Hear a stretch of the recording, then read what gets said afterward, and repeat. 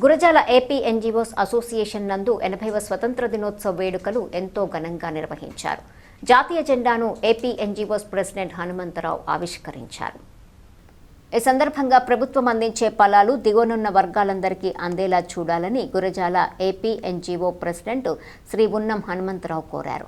అలాగే ఈ కార్యక్రమంలో పల్నాడు జిల్లా ఉపాధ్యక్షుడు శ్రీ అల్లం శ్రీనివాసరావు మరియు మాజీ జిల్లా ఉపాధ్యక్షులు కందిమల్ల నాగరాజు మరియు సీనియర్ నాయకులు లక్ష్మీనారాయణ, జక్కా మల్లికార్జునరావు, వెంకయ్య, వెంకటేశ్వర్లు మరియు సీతారామయ్య, ధర్మేంద్ర మరియు Gurazala women wing chairperson Rajamma, Rani, Lakshmi Koteswari తదితరులు పాల్గొన్నారు.